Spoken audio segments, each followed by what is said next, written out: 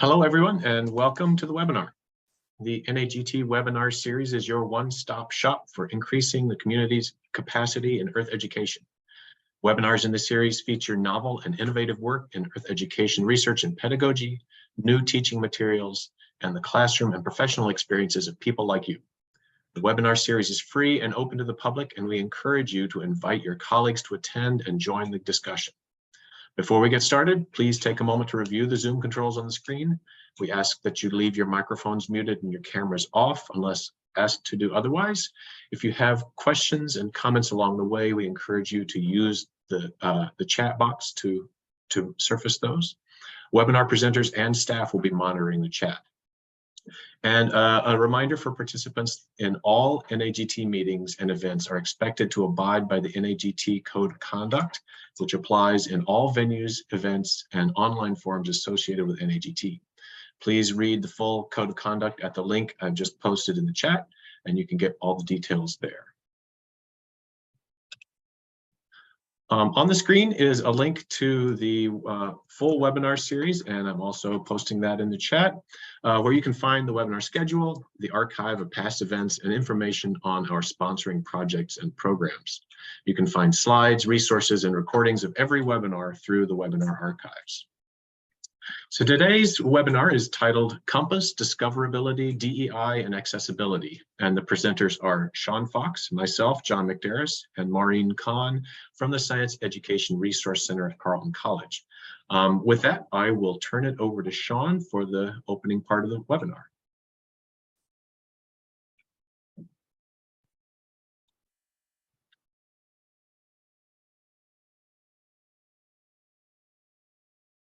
Great, thank you, John. I'm just finding the right window among my many shared windows here to share with you and get us started. So here's a quick overview of what we're doing today. I'm going to give just a very brief introduction to what SERC is and what Compass is. I think many of you may be familiar with SERC, but I want to make sure everybody has the context for the work that we're going to share with you. I'll talk a little bit about a couple discovery tools that you can use today that we've been working on. John will share some insight into the diversity, equity, inclusion, and justice portal and discovery tools that he has been leading the development of. And then Maureen will jump in and talk a little about the related issues of supporting accessibility. And we will have plenty of time, I hope, at the end for questions from all of you. So with that, I'm going to jump into just a little bit of background of the context for the work we're going to be talking about. If you're not familiar with SERC, we've been, for the last 20 years, working largely through grant-funded collaborative partnerships with folks in the Earth education community to advance various Earth education projects. And one result of all of that work is that we now end up as the host for well over 100 Earth education websites. Those websites collectively have thousands of teaching activities and tens of thousands of pages of content, and are used probably by many of you and many others across the Earth education community. One sort of natural consequence of that situation is a set of challenges that we want to address.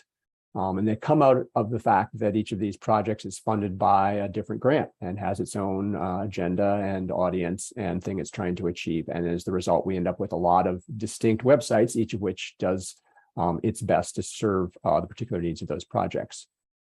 And if you're someone who's a participant in one of those projects, the website maybe work very well for you, but we know we also have a large audience of folks whose interest spans those projects. So for instance, if I were teaching an intro level course and I was looking for some sort of activity to introduce climate change concepts to my students, there are at least a dozen SERC-hosted projects that have materials that might be the sort of thing you wanted.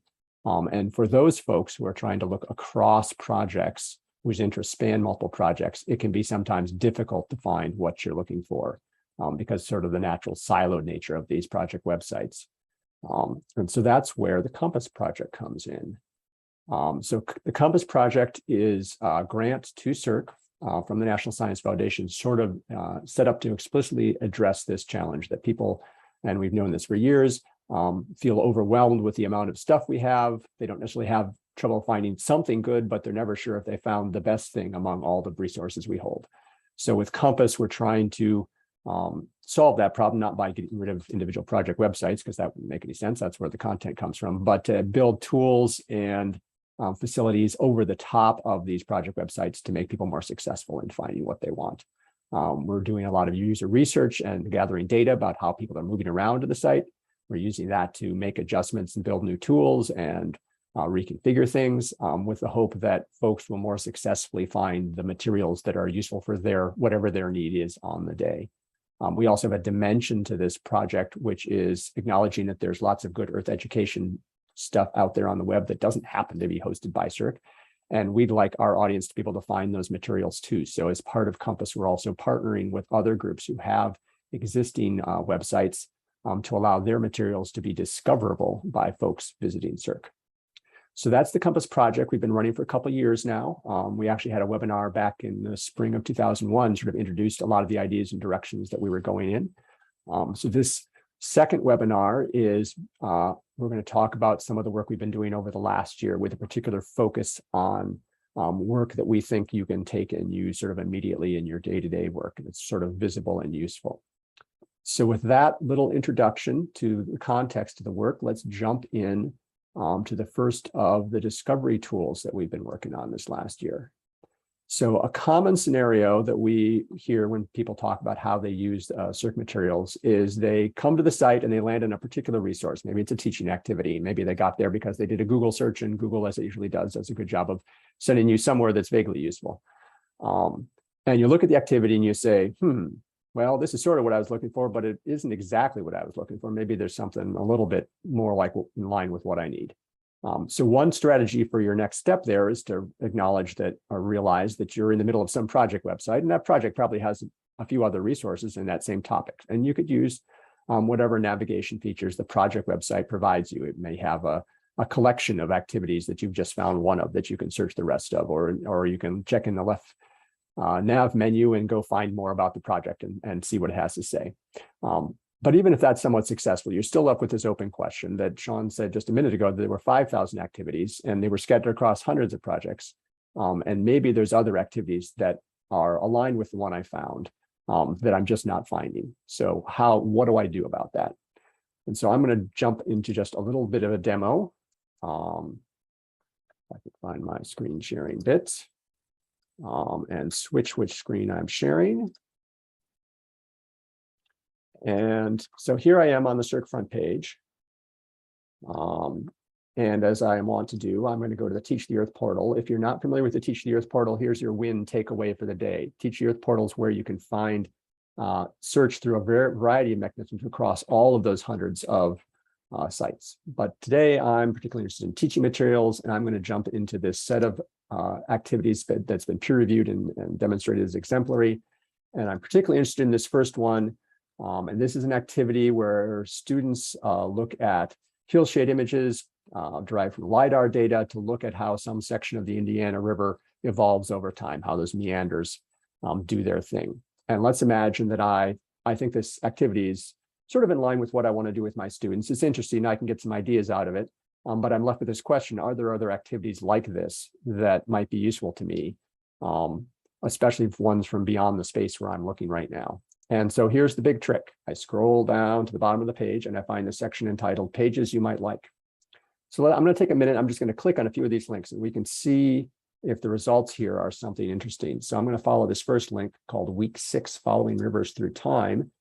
And I find myself, this is actually a website that was a professional development series for high school teachers on using GIS tools. And this is the beginning of a set of lessons on using GIS tools to study rivers. Well, that's obviously related to the activity I was just on. That might be of interest. And I'm going to jump back and check the next one.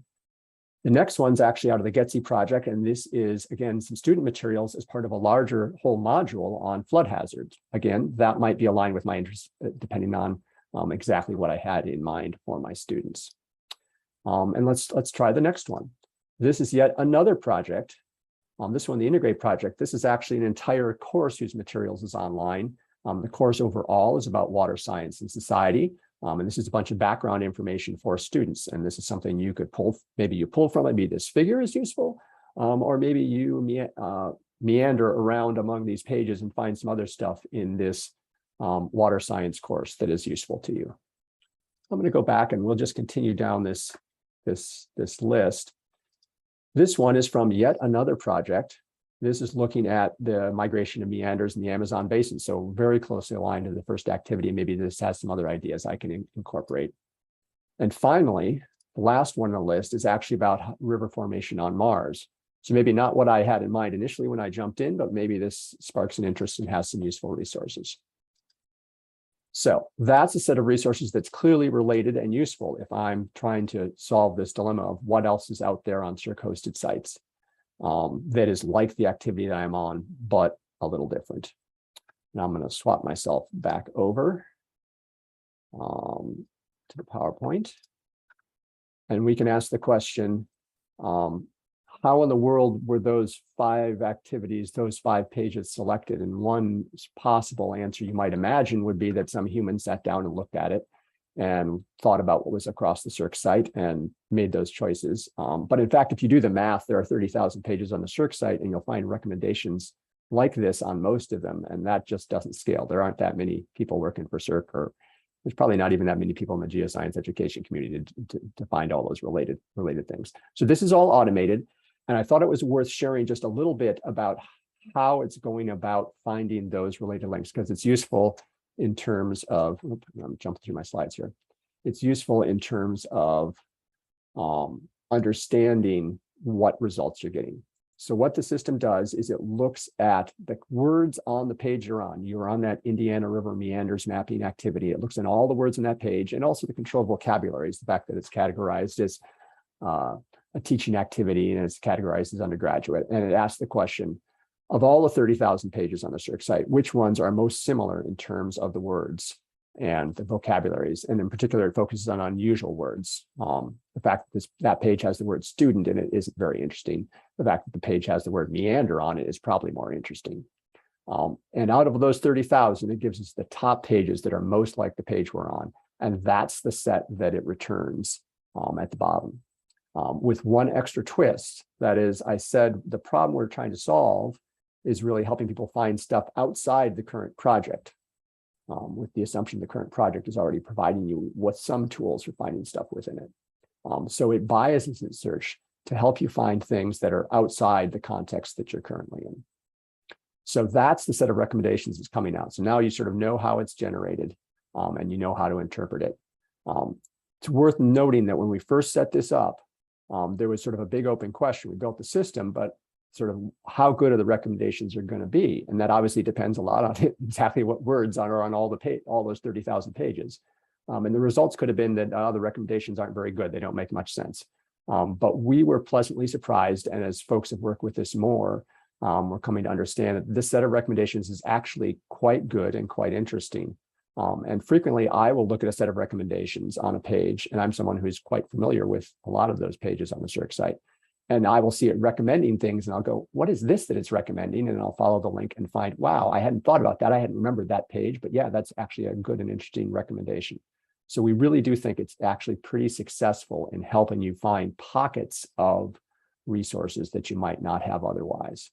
So here's a new search strategy you can use today. Get on the SERC site, find something that's sort of like you want, scroll to the bottom to the pages you might like section, look there for something that's a little more like you want, and follow it. And if that's not what you want, scroll to the bottom again and find another one. So you can follow that path either to narrow yourself into a particular activity that's just what you want, or probably more realistically, use that as a strategy for finding where the pools of activities or resources are that are likely the ones that you're going to want to mine in order to find the resources that you need for your teaching. So that's discovery tool number 1. And again, as I say, it's available on the bottom of most of the pages on the SERC site, SERC-hosted sites. So taking a breath.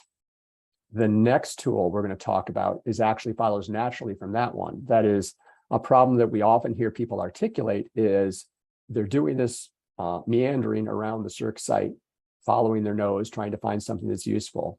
And they realize that 5 minutes ago, they were on an activity that really is probably the best one, and they don't remember how they got there, and they don't remember how to get back there. Or they're confused by what I was on some project, but I don't remember what project that was on. So there is now, again, at the bottom of every SERC-hosted page, this new bar called Where I've Been, and it really is just a timeline of where you personally have been as you moved around the SERC-hosted site. So The entry on the far left of this screenshot, Carving Mars Rivers, is the page that in theory this person was on just most recently. And as you move to the right, you can see the list of pages they were on before that. And in fact, there's a button there and a scroll bar. You can actually scroll further to the right to go back in history. Currently, we show about 50 most recent pages you've seen. So if you're trying to find that activity that you saw 5 minutes ago and you don't remember where it was, it's easy to find right there at the bottom of the page. Just scroll to the list and look for it and pick it off. You can obviously click on each of those images and it'll take you right to the page. There's also above each little thumbnail image, you can see there's some headings. Those are actually the titles of the projects those pages are within. And you can, in fact, click on those names and it'll take you right to the project front page. So this is also a tool for understanding not only the particular pages you've been in, but the set of projects you've moved across. So I recommend, if you're spending a bunch of time on the SERC site and moving around, taking a look at this bar every now and then and taking advantage of that sort of extra information you've got there for understanding where you've been and what the set of collections are. So those are two tools they're available across the SERC site. You can use them today, and we will be iterating on them as the year progresses. We have ideas for how to make them better, how to make the recommendations better, how to make the where I've been interface more usable, but they're certainly usable and useful right at the moment. So I encourage you all to jump in and use them. And with that, I'm going to turn the controls over to John. There's a Sean, we did have one question in the chat. Yeah. Are Yes. third-party cookies required for where I've been? The quick answer is no, they are not. For those of you who don't know what third-party cookies are, they've gotten notice in the press, is the mechanisms where sites like Google and Facebook track you when you're on somebody else's website. In this case, as you're moving around the SERC site, you're always on the SERC site. And so what we're really using to track this behind the scenes is something called first-party cookies. Another question, are your tracks saved? That points to a great line of thinking, which is one of the directions we're looking to go. Right now, this history is saved locally in the browser that you're on, up to 50 items. If you have a home computer and a work computer, they're going to have different histories. What we're looking at is a mechanism that it will be an optional addition to this, that if you're logged into a SERC account, which they're freely available for anyone who wants one, to have it be able to track your history, not just on a single browser, but across multiple browsers and by extension for a longer period of time. We're also thinking about adding or making more visible features that would allow you to favorite particular things in this long list of history. So as that something that grows and grows and grows, obviously a list with 1,000 pages on visited SERC isn't so useful. So being able to tag some favorites in that list is another thing we're looking at. We're also looking at a view for the where I've been, which would not just be limited to this one bar at the bottom of the page, but that if you wanted to expand the whole thing to a full page view to get a better sense of what projects we're on and see more of that timeline landscape. So those are all sort of improvements we're mulling about on the future. Great questions. Thank you. So I'll turn it over to John. We'll change topics here. Great. Okay, so as Sean mentioned, I'm going to be talking about work that we've done around the diversity, equity, inclusion, and justice topic.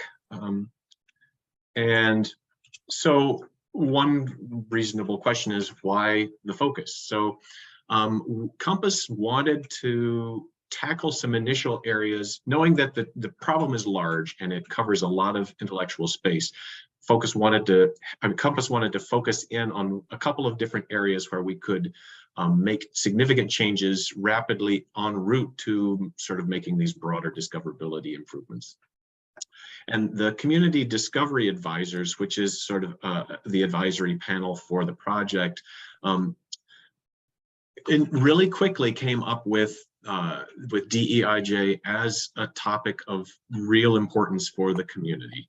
And Accessibility, which Maureen will be speaking to next, has a lot of overlap. There are DEIJ aspects of accessibility, and there are a lot of the same kinds of considerations that have to be taken, that have to be mulled over for both of those set of things. So the focus on DEIJ and accessibility really drew out of that sense of the community's needs and interests at this particular moment in time.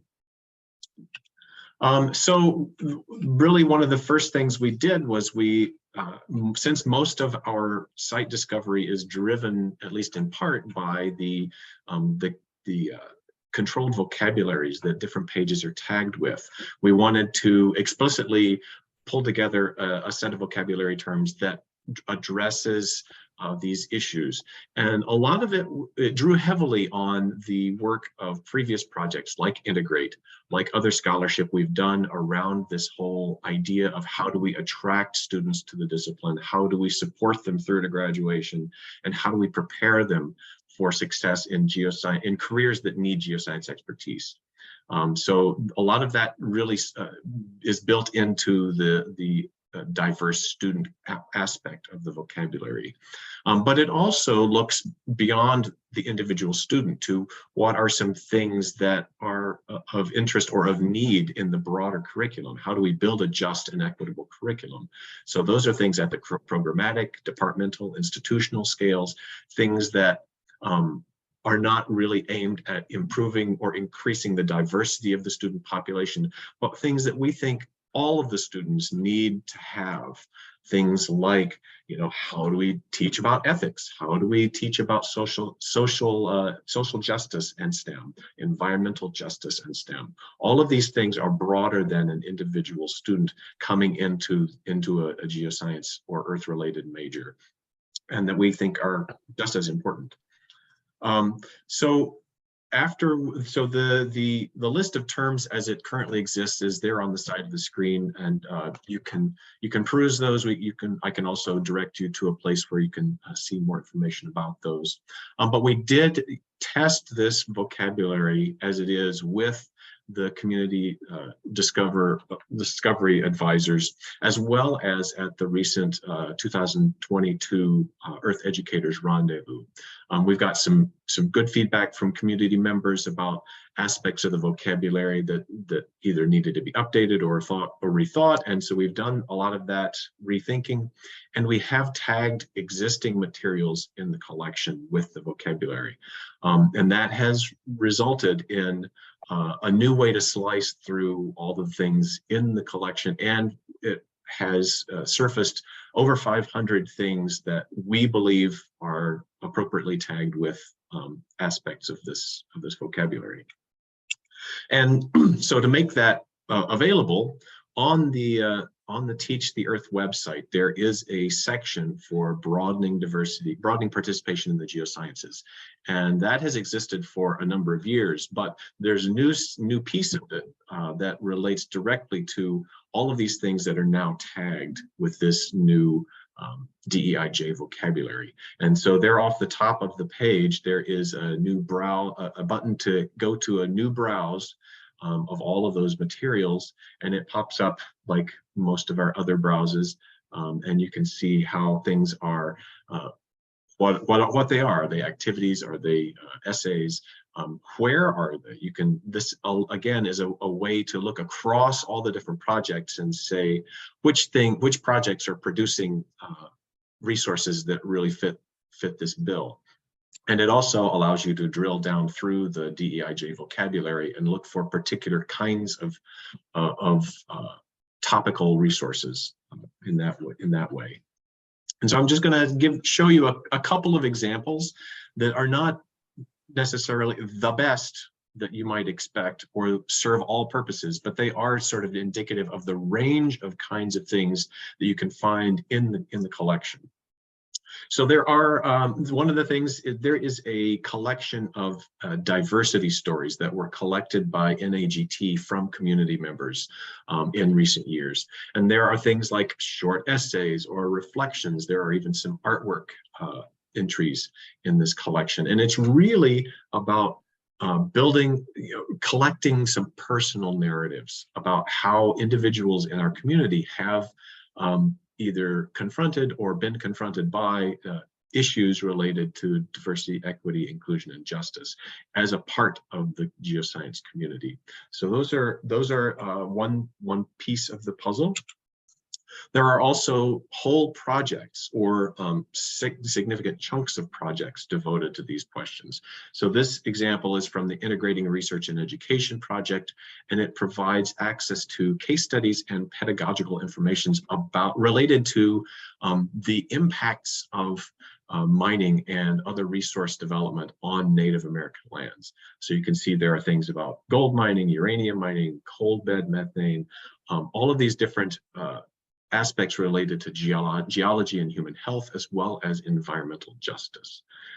So that's another really important example. And lastly, there are over 300 teaching activities currently in the collection that are now tagged with different terms in the vocab. And this one example here from Katja Kraft is an example of getting students to wrestle with a lot of these issues, the intersection of information about climate change, and environmental justice and racism. So getting students to get through all of those kinds of things is one of the things that we're all wrestling with. So I wanted to take a minute and try and engage you all with this kind of a topic. And I'd like to ask you to put into the chat a couple of things. First, what is a DEIJ related resource that you would really like to find for the work that you do? This is all about discoverability.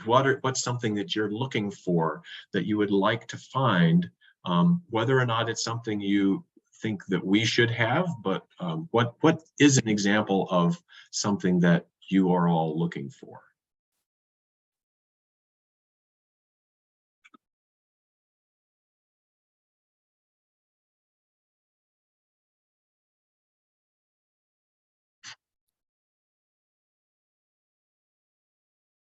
Okay, teaching activities that use work by diverse authors and scientists, great.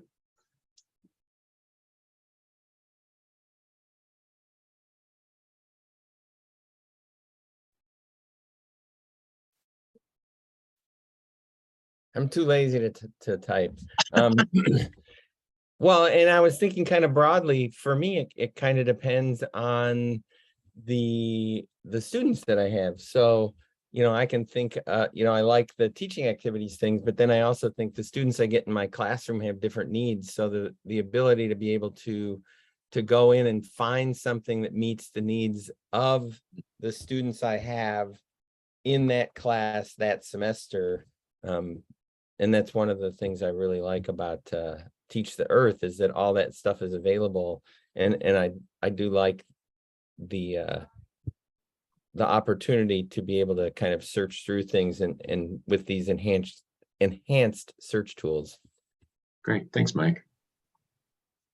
Okay, I will we'll move on to another question. Maybe, let's see. Yes, students to hear the stories. Yes, there are a number of projects that have looked at the whole there's a particular word for it, but really examples of faculty and scientists from these diverse groups to showcase, that it's not all old white guys in white lab coats in your teaching and in your examples and all those kinds of things. There are a number of those kinds of things. Increasing awareness for students on DEIJ issues at a private university, back to specific students. Yes, definitely. That's definitely something that's very important. So I'm going to move on to one more question, and I think it's related, and maybe it will generate a little bit, a few more comments. What's an example of something in this space that you currently use that isn't something that is available on SERC. So this is another one of those areas where we want to know what's out there that we should be linking to. As we partner with a bunch of these different external organizations, we want to be able to pull some of that information into the search so we can direct you to the best things that are out there. So what's something that you're currently using that maybe isn't SERC-hosted?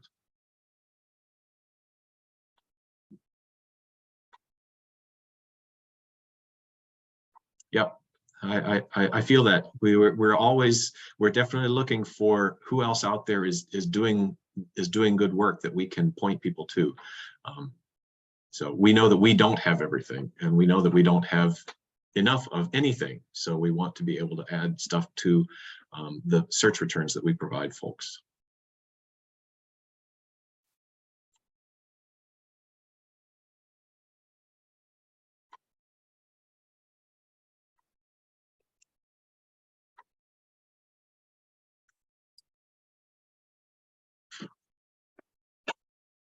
From Alpha or Mathematica, okay.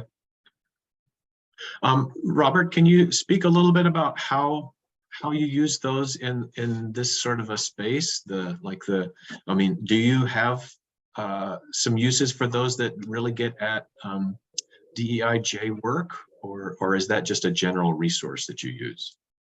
You can ask, can you hear me? Yes. You can type in questions like into Google, and they'll give you answers. It has its own search engine. Okay, great, thank you.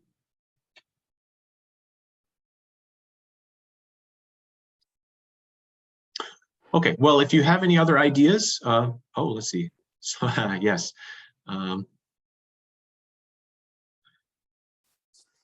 Yep, Matthew. Yeah, go ahead. Hey, sorry, I'm driving, so I can't type anything.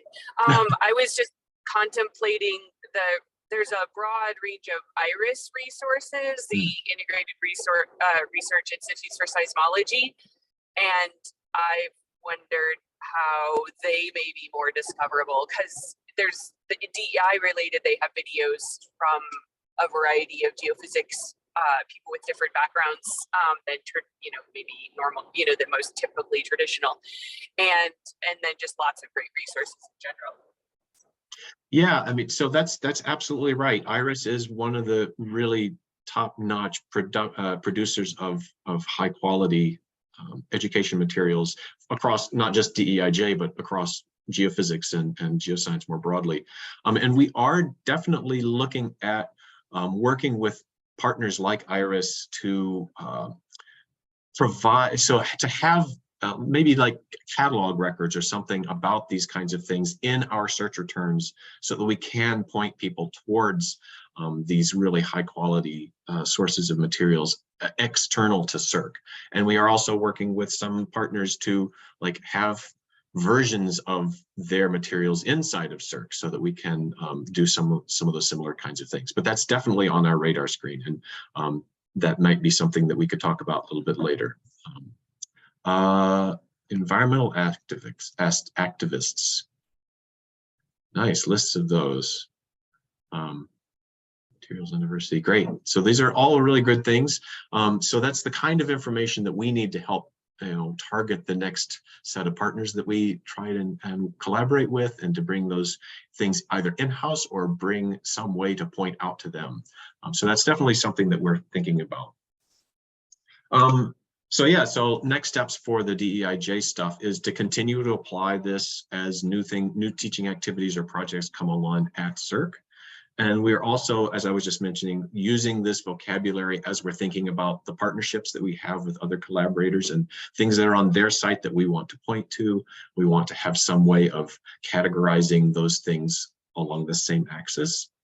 And we also really want to keep an ear to the ground and continue to refine and adjust the terms of the vocabulary.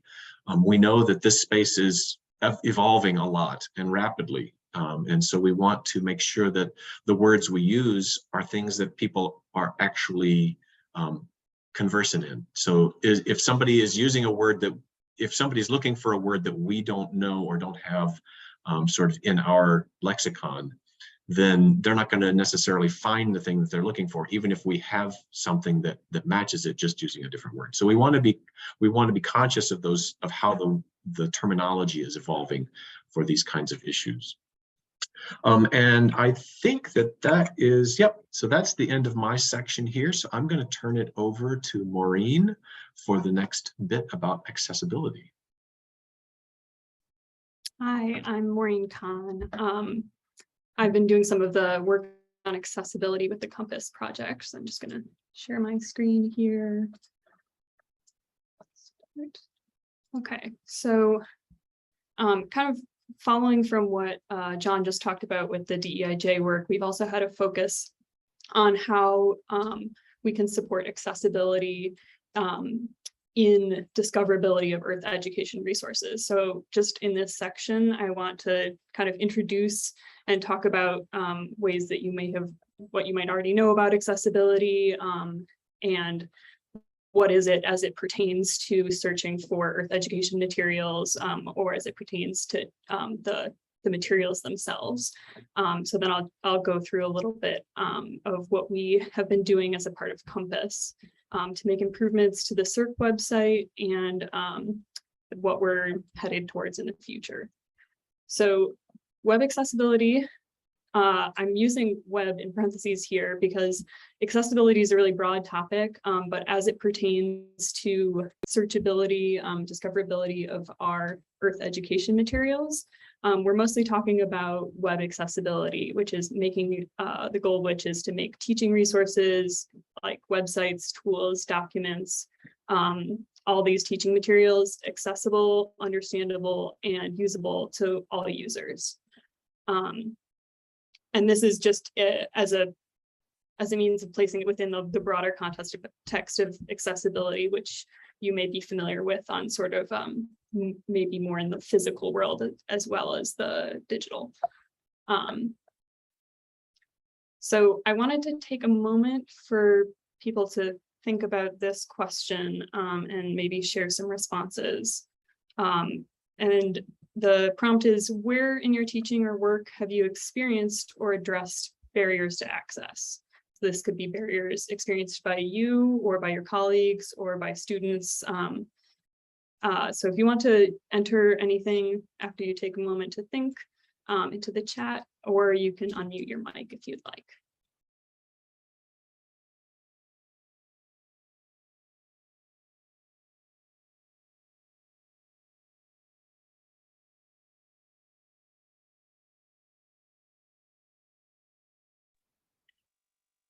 Students. Oh yeah, sorry. I'm I was going to prompt first, and then I'll move to Beth. We had Sharon shared students with color blindness struggling with identifying minerals. Yeah, that's a really good one. Beth. I was going to say I've learned things from SERC. I've learned things from self-study that we put into the GETSI project and things like that. But I would say, you know, it's pretty good, but not as good as it could be. And some of the things we particularly struggled with are like, really, like, what's the best alt text for a complicated graph? Yeah. And is it, yeah, worth it? Or, you know, I mean, because we're not sure how to write some of that stuff without giving away the answer. Those are probably examples of stuff we have sort of passed on doing a good job on because, you know, limited resources and that sort of thing. But if there was more guidance, it might help us hit like at least a somewhat higher bar on things like that, or whether we could point people towards, you know, ways to 3D print images we have, or I mean, I don't know, right? You know, but that's where I felt like we've fallen short. Yeah, that's a really good example, and I might be able to share some resources towards the end that might point you in directions for writing those alt text descriptions. Other things in the chat I'm seeing are images on some websites without descriptions, which is true. There's lots and lots of web content out there that don't have image descriptions or alt text for those who are not using, who are blind or vision impaired, or not using something that displays images. Converting classes to completely online for visually impaired, yeah, that's a big one. Students who cannot see stereo images, yeah, that is a very specific context. It would be useful to have materials that were developed for not just those who can see in stereo. These are some really good impaired vision that needs tools to enlarge samples in the lab, or a screen for a community college with limited resources. Yeah. So it sounds like everyone has had some sort of first or secondhand experience actually trying to deal with these barriers to access. And I'm gonna switch here just to kind of sum up a range of things that we're talking about in terms of accessibility. In big context, all the educators and students access and interact with materials and information in diverse ways.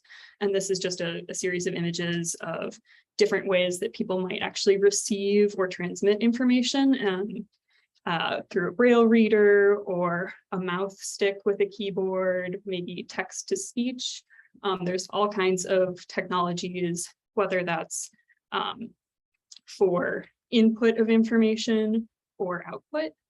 And these are just a few examples there. So accessible materials and websites for education should include consideration of all these users, including those who use screen readers or braille readers. They might navigate using keyboard commands, eye tracking, mouth sticks, speech recognition, or other assistive technologies. They may need screen magnification or heightened contrast in colors or images. They may be accessing content on screens other than desktops or browsers as well. So they may need, audio transcriptions, captions, and many others in here. I'm not including the full diversity of ways in which people access and transmit information. So the sort of underlining concept of why we're doing a lot of work on this is because the improvements to accessibility broaden the access to this information, and they actually benefit all users. This is kind of similar, if you're familiar, to concepts in universal design, and specifically the framework of universal design for learning, in that the accessibility of information is a facet of both how you might be trying to distribute information to students and how you might want them to be able to demonstrate their knowledge back. And as far as educators and those working in education, how we can improve accessibility, the best ways are usually learning about accessibility, and then learning to incorporate the best practices in building your teaching materials right into your workflow. So at SERC right now, our goal is to improve our own practices and also to serve as a resource to educators and partners learning to do the same. And as a part of Compass, we're focusing on materials for Earth educators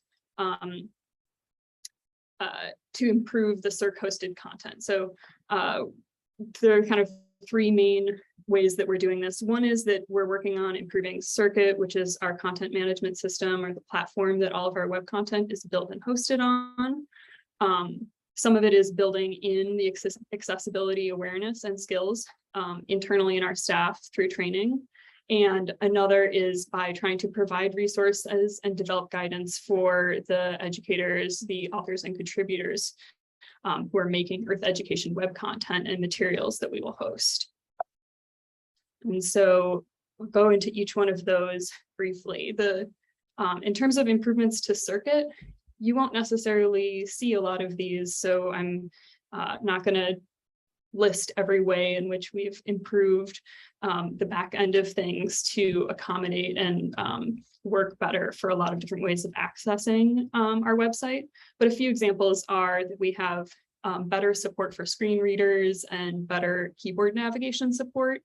We're using an accessible video player now, and we also have, this is one that you might actually run into if you're uploading things to the website. When you upload an image now, the interface that prompts you to fill out copyright will also prompt you to include the alt text, and will have some documentation. So if you don't know what alt text is, there's going to be a brief description and instructions there that requires you to enter something. And so if you don't know what that is, you'll also be able to click learn more and go out from there to learn about alt text and how to write it.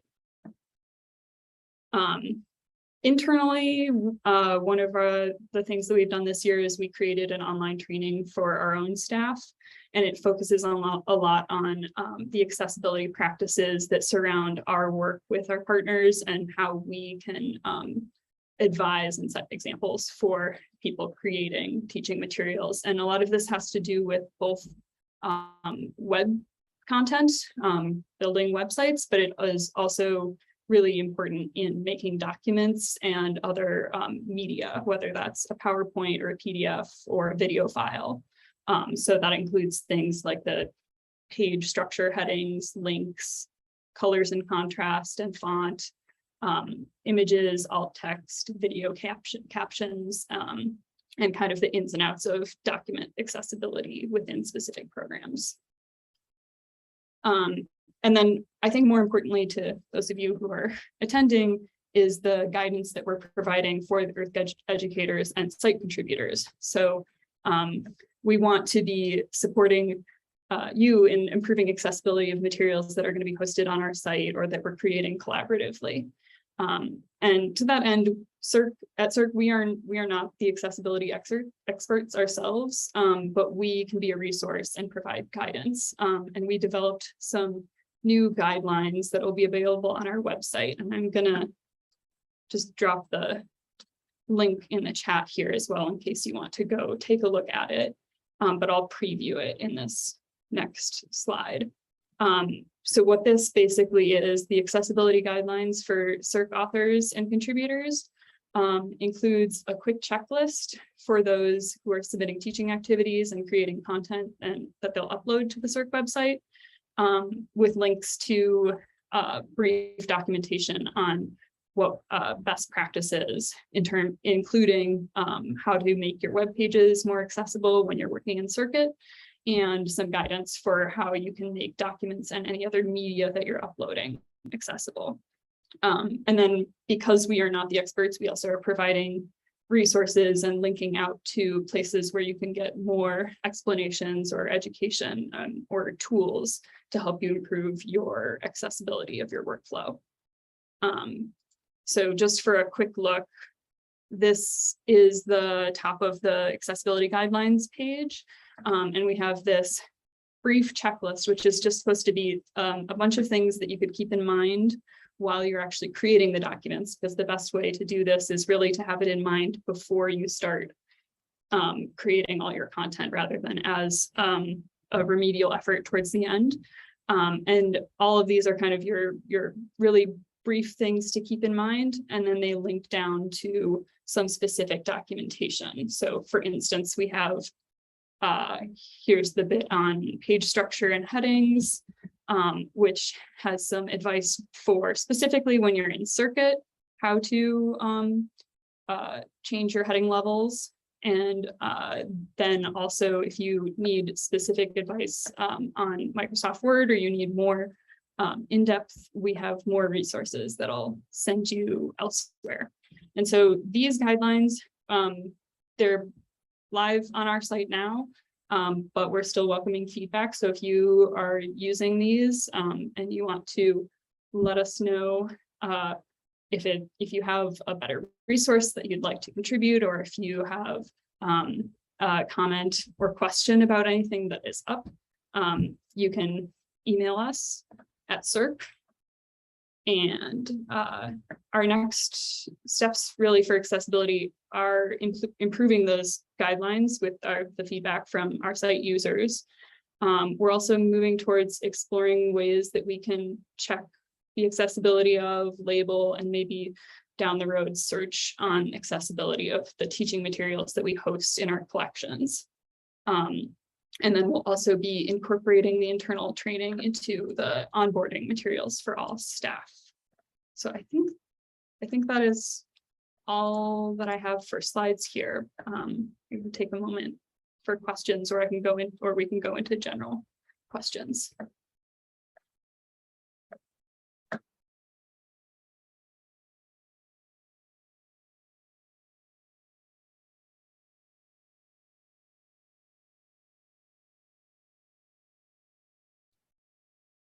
Thank you all for the examples of where you've dealt with the accessibility or barriers to access as well.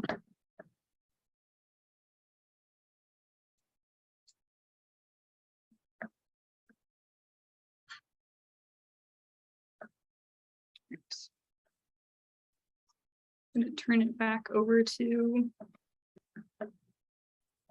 Thanks, Maureen. I'm going to just share just a little bit about what's next on the horizon for the Compass project. First of all, the plan for year 2 that we're in the middle of is actually on the website. If you just Google up Compass, you can find it there, or click through the link in this presentation. So you can see all the things that we're sort of currently in process. Big goals for this year. One thing we want to do is make sure everybody understands that Teach the Earth is available, no matter sort of how they get into the materials, because if you're trying to look across projects, that's a great starting point. So we're going to be working on that sort of navigation.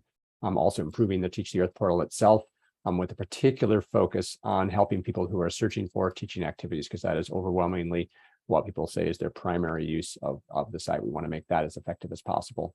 We've got an analytics system that we built last year that we're using and gathering a lot of data about how people are moving around the site and which of these tools and changes are working and which aren't. So that'll be interesting to sort of see the results of.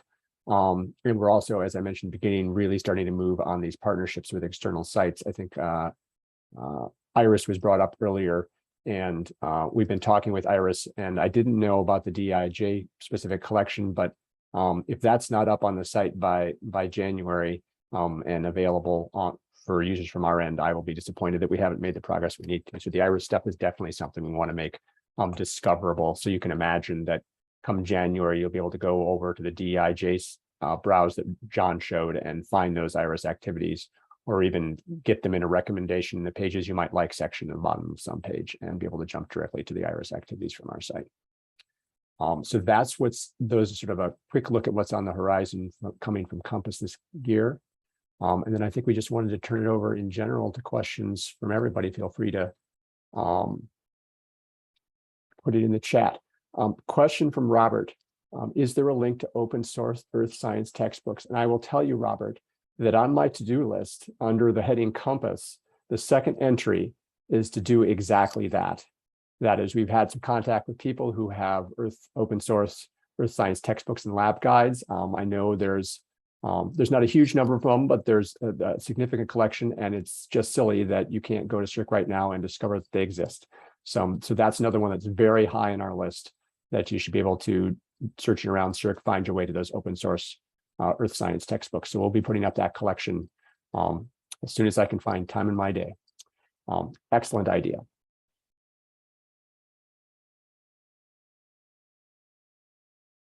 Any other questions about Compass or any of the things we've talked about? Open source labs, absolutely. We're looking for that, everything that's sort of open source. The textbook is a particular name, but there's that whole sort of open source student resource things that are sort of collected into piles that are the size of traditional print materials, but are not traditional print materials. Is a sort of thing where at least I have in mind when I think about that set of resources that we're not currently pointing people to that we could. It's nice to see a lot of these same things come up in all of the different groups that we speak with.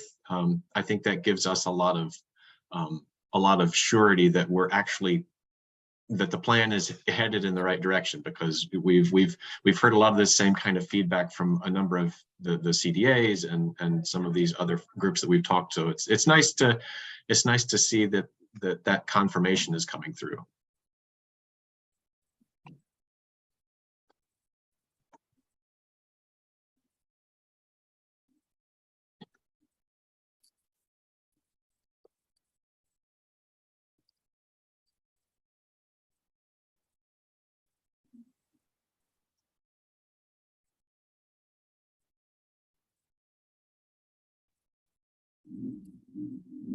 Just leaving a little wait time here for people to gather thoughts if they have any last questions or ideas or feedback. And Compass itself is very much trying to be, the whole point of the project is to be responsive to what the community is trying to get out of the SERC site. So we're definitely 100% always open to any feedback you have about any of the things we're doing or things we're not doing in this realm that you think we ought to be. We really want to hear from you. So if you go to the Compass site, there's lots of places you can put in feedback for us or sign up for more information if you want to sort of hear how the project is progressing. But if there aren't any more questions, I think I'll turn it over to John to close things off. Great. So first of all, thanks to everyone who participated in the webinar today. Before we wrap, I wanted to remind everybody that there is another, the next webinar in this series upcoming is Vera Rubin Observatory presents an NGSS approach to exploring the solar system. And so that is the link that I just dropped into the chat. Also, you will be getting an email with a brief webinar evaluation. And I'm also going to put that link in the chat. Please do take a few minutes and let us know how you think this webinar went. The NAGT webinar series really values the feedback that we get from participants to help ensure that the professional development opportunities being provided align with the community's needs and desires. So please do take a moment when you get that. And with that, I will close us out, and I will say have a great rest of your day, and please join us at future webinars.